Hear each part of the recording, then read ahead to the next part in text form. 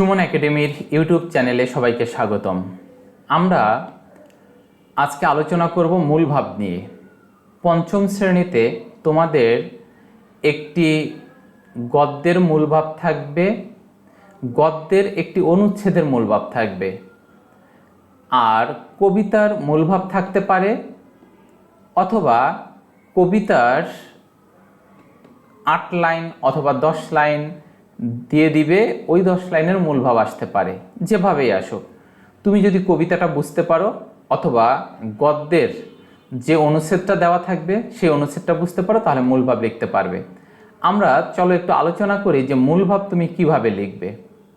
প্রথমে আসো মূলভাব লেখার কিছু কলা কৌশল নিয়ে আলোচনা করব। মূলভাব লেখার সাধারণ ধাপ: ভালোভাবে পড়তে হবে। কবিতা বা গদ্যটি অন্তত 2-3 বার মনোযোগ দিয়ে পড়বে। এটি বুঝতে সাহায্য করবে লেখক কি বলতে চেয়েছেন। অর্থাৎ মূলভাব লেখার জন্য তোমাকে অবশ্যই বুঝতে হবে যে ওই গদ্য অথবা পদ্যাংশটিতে কি বোঝাতে চেয়েছে। এটা তোমার আগে বোঝা জরুরি। মূল শব্দ চিহ্নিত করা: তুমি প্রথমেই আন্ডারলাইন করবে যে তুমি যেই অংশটির মূলভাব লিখবে ওই অংশটির মূল শব্দ কোনগুলো। পড়ার সময় গুরুত্বপূর্ণ শব্দ অথবা বাক্যের নিচে দাগ দিবে। এটা তোমাকে মূলভাব লিখতে সাহায্য করবে। আচ্ছা, এরপরে গৌণ বিষয় বাদ দিবে। মূল কথা হচ্ছে মূলভাব লেখার সময় উদাহরণ, বর্ণনা, অলংকার এগুলো এড়িয়ে যাবে। অর্থাৎ মূল কথা, মূল বিষয়গুলোই কেবলমাত্র লিখবে। এরপরে নিজের ভাষায় লেখা। যেমন তুমি কবিতার মূলভাব যখন লিখবে, কবিতায় যা বলা থাকবে ওই কথাগুলোই যদি তুমি নিজের ভাষায় লেখো সেটাই মূলভাব। অথবা গদ্যের অংশটাকে যদি তুমি নিজের ভাষায় নিজের মতো করে লিখে দাও সেটাই মূলভাব। এবার আসো কবিতার মূলভাব লেখার কৌশল। কবিতায় কবি অনেক প্রতীক ব্যবহার করেন, যেমন সূর্য বলতে হয়তো নতুন আশাকে বোঝায়। সেই প্রতীক অর্থটি বোঝার চেষ্টা করতে হবে তোমাকে। মূল সুর বা আবেগ: কবিতাটি পড়ে তুমি কি বুঝতে পেরেছো সেই আবেগটাকে তোমার তুলে ধরতে হবে। আর কবিতার মূলভাব সাধারণত 2 থেকে 3 লাইনের বেশি হওয়া উচিত নয়, এটা মনে রাখবে। কবিতা এবং গদ্য যেটাই লেখো না কেন মূলভাব অবশ্যই 3 লাইনের বেশি হবে না। 3 লাইন মানে 3 দাড়ি, 3 লাইন মানে 3 দাড়ি। এখন 2 লাইন মিলে 1 দাড়ি হলেও ওইটা 1 লাইনই ধরা হবে। বুঝতে পেরেছো? আচ্ছা, এবার গদ্যের মূলভাব লেখার কৌশল কি? লেখক কোনো একটি সমস্যার সমাধান দিচ্ছেন কিনা বা কোনো আদর্শ তুলে ধরেছেন কিনা সেটা খুঁজে বের করতে হবে। গদ্যের মূলভাব লেখার শুরুতে মূল কথাটি বলে ফেলো। অর্থাৎ প্রথমেই তুমি মূল কথাটা বলে দিবা যে গদ্য অংশটিতে কি বলতে চেয়েছেন লেখক সেটা। প্রয়োজন হলে পরের বাক্যে সেটির ব্যাখ্যা দিবা। মূলভাব হয়ে গেল। এবার আসো কিছু বিষয় অবশ্যই মূলভাব লেখার সময় মনে রাখতে হবে। অহেতুক বাক্য থাকবে না। রচনার মূলভাব যেন বদলে না যায়, প্রথমে যেটা বোঝাতে চেয়েছো শেষে যে অন্য একটা বোঝাচ্ছ, এরকম যাতে না হয়। মূলভাবটি যেন রচনার উপর নির্ভর না করেও আলাদাভাবে একটি অর্থ বহন করে, সেদিকে খেয়াল রাখতে হবে। আচ্ছা, তাহলে আমরা গুরুত্বপূর্ণ কয়েকটি মেসেজ দেওয়ার চেষ্টা করেছি। মূলভাব অবশ্যই 2-3 লাইনের বেশি হবে না, প্রথম কথা। দ্বিতীয় কথা যে মূলভাব অপ্রয়োজনীয় কথা, আলংকারিক কথা, উদাহরণ এই বিষয়গুলো মূলভাবে আসবে না। মূলভাবে কেবলমাত্র মূল বিষয়টাই আসবে। আর তোমাদের মূলভাবকে যে কমন পড়বে এই নিশ্চয়তা নেই। কারণ একটা গদ্য, ধরো একটা গল্প আছে, গল্পের তুমি 1 প্যারা পড়ে গেছো, 1 প্যারার মূলভাব পড়ে গেছো, পরীক্ষায় অন্য প্যারা আসছে, তুমি প্রত্যেক প্যারার মূলভাব পড়ে গেছো, পরীক্ষায় 2 প্যারা মিলিয়ে মূলভাব দিয়েছে। তার মানে কি মূলভাব কমন পড়ার কোনো সুযোগ নেই। এখন তোমাকে মূলভাব লেখার নিয়ম এবং কৌশলটাই তোমাকে শিখতে হবে। তাহলে চলো এবার মূলভাব লেখার নিয়মটা আলোচনা করলাম, এবার একটা উদাহরণ দিয়ে বোঝার চেষ্টা করি। যেমন মাতৃভাষার বৈচিত্র্যতার পাশাপাশি এদেশের ধর্মের বৈচিত্র্য রয়েছে। এদেশের প্রধান ধর্মীয় সম্প্রদায় হলো মুসলিম, হিন্দু, বৌদ্ধ, খ্রিস্টান।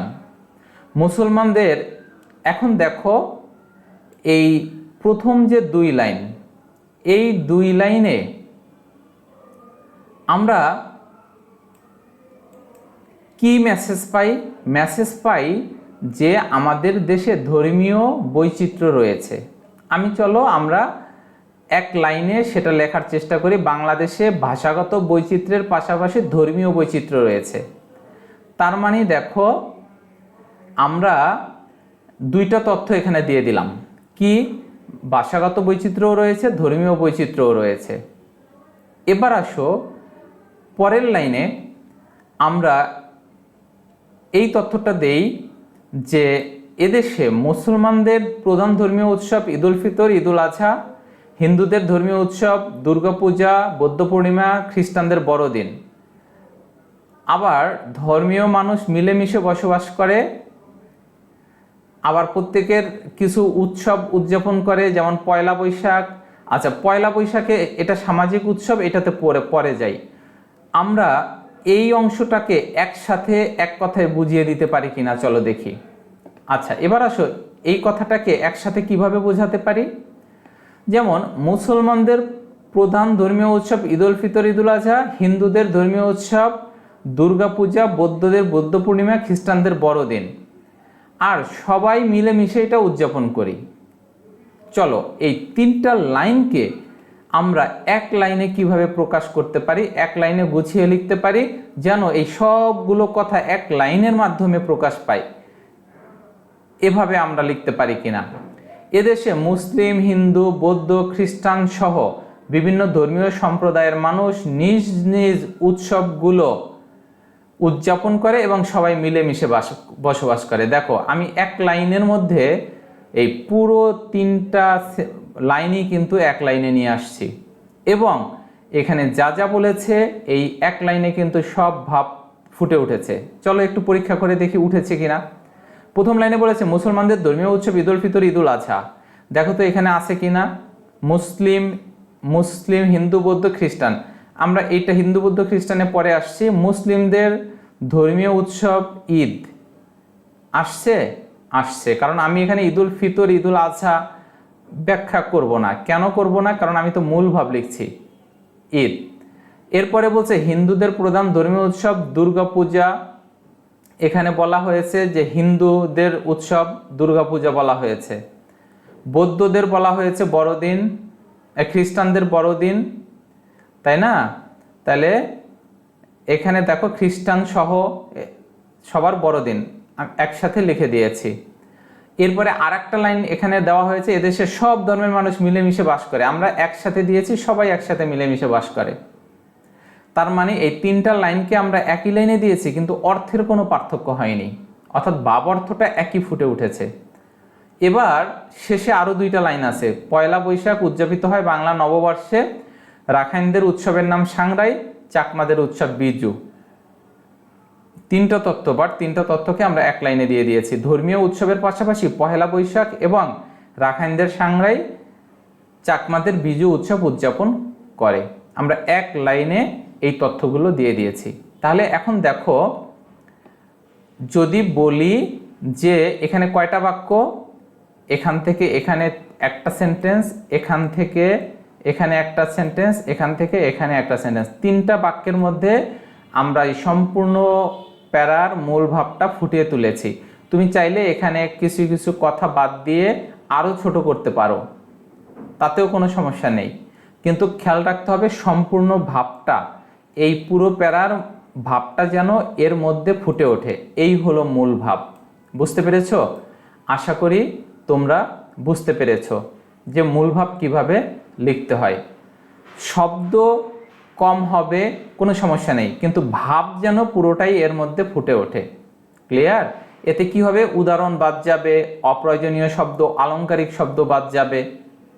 হ্যাঁ, কিন্তু কথা হলো যে মূল কথা, মূল কথাগুলো এর মধ্যে চলে আসবে। আশা করি তোমরা মূল ভাব লেখা বুঝতে পেরেছো। এবার গদ্যের মূলভাব গেল, এবার আসো কবিতার মূলভাব তোমরা কিভাবে লিখবে আমরা একটু আলোচনা করি। এর আগে আমরা রাখাল ছেলে কবিতাটা একটু পড়ে বুঝে নেই, তারপরে মূলভাবটা আলোচনা করি। আমরা এখানে প্রত্যেকটা কবিতার মূলভাব দিয়ে দিয়েছি, তোমরা এই মূলভাবগুলো পড়বে, তাহলে পুরো কবিতার মূলভাবটা বুঝতে পারবে। কিন্তু পরীক্ষায় পুরো কবিতা আসতে পারে বা অর্ধেক আসতে পারে। যেমন এখানে রাখাল ছেলে পুরো কবিতাটা আছে, পরীক্ষায় শেষের অর্ধেক আসতে পারে অথবা প্রথম অর্ধেক আসতে পারে। হ্যাঁ, তাহলে পরীক্ষায় যদি প্রথম অর্ধেক আসে তুমি প্রথম অর্ধেকের মূলভাব লিখবে, যদি শেষের অর্ধেক আসে শেষের অর্ধেকের মূলভাব লিখবে। পরীক্ষায় যতটুকু আসবে তুমি ততটুকুর মূলভাব লিখবে। আশা করি বুঝতে পেরেছ। এবার কবিতাটা একটু বুঝে নেই। কবিতাটিতে বলেছে, রাখাল ছেলে বারেক ফিরে চাও। বারেক ফিরে চাও মানে একবার ফিরে চাও। রাখাল ছেলেকে বলছে, রাখাল ছেলে একবার ফিরে চাও, তাকাও। বাঁকা গায়ের পথটি বেয়ে কোথায় চলে যাও। বাঁকা গায়ের মানে গ্রামের এই আঁকা বাঁকা পথ দিয়ে তুমি কোথায় চলে যাও। ওই যে দেখো নীল নোয়ানো সবুজ ঘেরা গা। ওই যে দেখো নীল নোয়ানো বলতে কি বোঝায়? আমরা গ্রামের দূরে যদি তাকাই তাহলে কি দেখি? মনে হয় যেন নীল আকাশটা জমিনের সাথে মিশে গিয়েছে, ওইটাকে বোঝানো হয়েছে। নীল নোয়ানো সবুজে ঘেরা গা, কলার পাতা দোলায় চামর।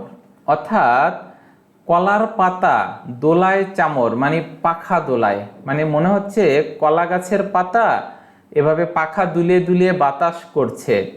আর কি করছে? শিশির ধোয়ায়ে পা। আর শিশির যেন পা ধুইয়ে দিচ্ছে। মনে দেখবা যে গ্রামে ঘাসের উপর দিয়ে তুমি যদি খালি পায়ে হেঁটে যাও তাহলে কিছু দূর যাওয়ার পরে দেখবা যে শিশির তোমার পা ধুইয়ে দিচ্ছে, এটা বোঝানো হয়েছে। আর বলেছে কি, সেথায় আছে ছোট্ট কুটির সোনার পাতায় ছাওয়া। আর সেখানে কোনখানে? ওই যে নীল নোয়ানো সবুজ ঘেরা একটা গ্রাম, আর ওই গ্রামে যদি তুমি যেতে চাও তাহলে হাঁটতে গেলে দেখবা যে শিশির তোমার পা ধুইয়ে দিবে। আর দেখবা কলার পাতা দোলায় পাখা দুলিয়ে দুলিয়ে তোমাকে বাতাস দিবে, বা কলার পাতা পাখা দোলাবে। সেখানে একটা ছোট্ট ঘর আছে, আর ওই ছোট্ট ঘরে একজন বাস করে। কে? সেটাতে আসছে। ছোট্ট কুটির আছে, হ্যাঁ, সেথায় আছে ছোট্ট কুটির। কুটির মানে কি? ঘর, ছোট ঘর। সোনার পাতায় ছাওয়া, আর ওই ঘরটা সোনার পাতায় ছাওয়া। সোনার পাতা বলতে শুকনো পাতা দিয়ে ছাওয়া। পাতা যখন শুকিয়ে যায় তখন সোনালি রং ধারণ করে, ওই সোনার পাতা বলেছে। সাজ আকাশের ছড়িয়ে পড়া আবির রঙের নাওয়া। সাজ আকাশ বলতে এখানে সন্ধ্যার আকাশ। সাজবেলা মানে কি? সন্ধ্যাবেলা। তো সাজ আকাশ মানে আকাশ যখন সন্ধ্যা হয়, আকাশে যখন সন্ধ্যা নেমে আসে তখন ছড়িয়ে পড়া আবির রং। আবির রং মানে হলো লাল রং, হ্যাঁ, লালচে রং। তো তখন আকাশ, ওই পশ্চিম আকাশ লাল রং ধারণ করে, আর ওই রঙে মনে হচ্ছে আকাশ নিয়ে উঠেছে, গোসল করেছে। সেই ঘরেতে একলা বসে ডাকছে আমার মা। আর ওরকম একটা পরিবেশে একলা ঘরে বসে আমার মা আমাকে ডাকছে। সেথায় যাব, আমি সেখানে যাব। ও ভাই, এবার আমায় ছাড়ো না। এখন বলছে যে আমাকে এবার যেতে দাও, আমাকে আর ডেকো না। এবার আবার ডাকছে, রাখাল ছেলে আবার কোথায় যাও। পূব আকাশে ছাড়লো সবে রঙিন মেঘের নাও। এবার আসো পূব আকাশের কথা। তখন তো বললো পশ্চিম আকাশের কথা, না? সন্ধ্যার আকাশ মানে পশ্চিম আকাশ। এবার আসছে পূব আকাশে ছাড়লো সবে রঙিন মেঘের নাও। এবার দেখো পূবের আকাশে রঙিন মেঘের নাও ছেড়েছে। ঘুম হতে আজ, তখন তো সন্ধ্যাবেলার কথা আর এখন সকালবেলার কথা, দুইটা আলাদা অংশ। তো এখন ঘুম হতে আজ জেগেই দেখি, কে বলছে? রাখাল ছেলে বলছে যে আমি ঘুম হতে জেগেই দেখি শিশির ঝরা ঘাসে, অর্থাৎ ঘাসের উপর শিশির ঝরে আছে। সারা রাতের স্বপন আমার মিঠেল রোদের হাসে। অর্থাৎ সারা রাত আমি যে স্বপ্ন দেখেছি সেটা সকালের সোনাঝাড়া মিষ্টি রোদে হাসে। আমার সাথে করতে খেলা প্রভাত হাওয়া ভাই, আর আমার সাথে খেলা করতে চায় কে? প্রভাতের হাওয়া, অর্থাৎ সকালবেলার হাওয়া, সকালের হাওয়া, সকালের বাতাস। আর কে খেলা করতে চায়? সর্ষে ফুলের পাপড়ি নারী ডাকছে মোরে ভাই। অর্থাৎ সর্ষে ফুলের যে পাপড়ি, সেই পাপড়ি আমাকে ডাকছে, হ্যাঁ আমাকে ডাকছে। চলতে পথে মটরশুঁটি জড়িয়ে দুখানা পা, আর আমি যখন চলছি তখন মটরশুঁটি জড়িয়ে আমার পা দুখানা জড়িয়ে ধরছে, বলছে ডেকে গায়ের রাখাল একটু খেলে যা। অর্থাৎ রাখাল ছেলে একটু খেলে যাও, অর্থাৎ সারা মাঠের ডাক এসেছে। আর এখন রাখাল ছেলে বলছে সবাই তো আমাকে ডাকছে, সারা মাঠের ডাক এসেছে, খেলতে হবে ভাই, সাজের বেলা কইব কথা, এখন তবে যাই। তো এই হচ্ছে কবিতাটা। এখন বলো তো কবিতাটাতে কি বলেছে? কবিতাটাতে বলেছে যে ওই যে নীল নোয়ানো সবুজে ঘেরা গা, সেখানে কলা পাতার দোল খায়, হ্যাঁ পাখা দোলায়, শিশির পা ধোয়ায়, ছোট্ট কুটিরের একটা সোনালি পাতায় ছাওয়া একটা ছোট্ট কুটির আছে, ওই কুটিরের ওই তখন কি সাজ আকাশ, সন্ধ্যার আকাশ, হ্যাঁ মানে পশ্চিম আকাশে তখন লালচে রং ধারণ করেছে, আর তখন মা সন্ধ্যার সময় আমাকে ডাকছে, আমাকে তখন যেতে হবে। আর পূব আকাশে সকালবেলা কি হয়েছে? ঘুম থেকে উঠেই দেখি ঘাসের উপর শিশির জমে আছে, সারা রাতের স্বপ্ন আমার রোদে হেসে উঠেছে। কি যে প্রভাতের হাওয়ার সাথে বলছে যে আমার সাথে খেলতে হবে, তারপরে সর্ষে ফুলের পাপড়ি নাড়ছে যে আমাকে ডাকছে, মটরশুঁটি পা জড়িয়ে ধরেছে দুখানা, হ্যাঁ সবাই আমাকে খেলতে ডাকছে।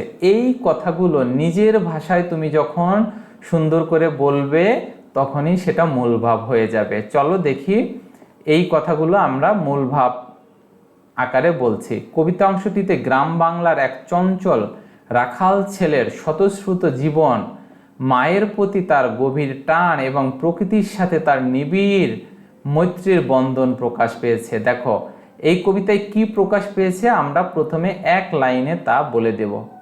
ক্লিয়ার?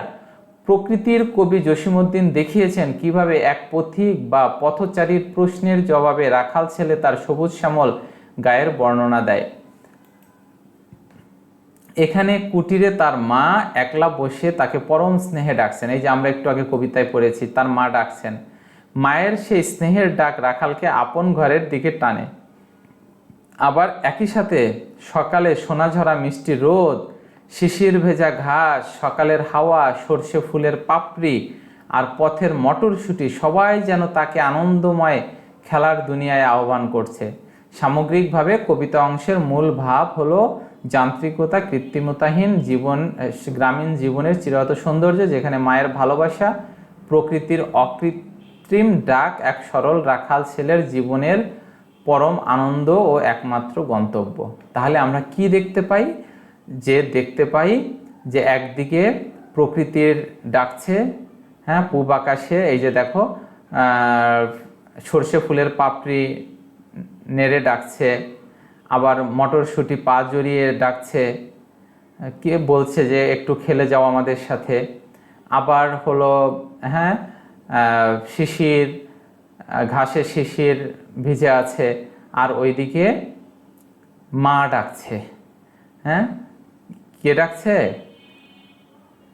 সেই ঘরেতে একলা বসে ডাকছে আমার মা। তাহলে একদিকে ডাকছে মা, কোথায় বসে? হ্যাঁ একদিকে ডাকছে মা, আর একদিকে প্রকৃতি। কে? সর্ষে ফুলের পাপড়ি নারী ডাকছে, পাপড়ি নেড়ে ডাকছে, আবার ডাকছে মটরশুঁটি পা জড়িয়ে, আবার ডাকছে কে? প্রভাত হাওয়া। তো এই বিষয়গুলো তুমি কবিতায় যা বুঝতে পেরেছ তা তোমাকে মূলভাবে ফুটিয়ে তুলতে হবে। আমি প্রত্যেকটা কবিতা ভালোভাবে বুঝিয়ে একটা করে ভিডিও বানিয়ে দেব, যাতে তোমরা কবিতার মূল ভাবগুলো বুঝতে পারো। প্রত্যেকটা বাক্য বুঝিয়ে বুঝিয়ে আমি কবিতার ভিডিওগুলো তোমাদেরকে আপলোড দিয়ে দিব, তোমরা বুঝতে পারবে। আর তোমরা এই কবিতার মূল ভাবগুলো শিখে ফেলবে, তাহলেই তোমরা মূল ভাব যে অংশটুকুই আসুক না কেন তোমরা লিখতে পারবে। আশা করি মূল ভাব তোমরা বুঝতে পেরেছো। অনেক অনেক ধন্যবাদ। আল্লাহ হাফেজ।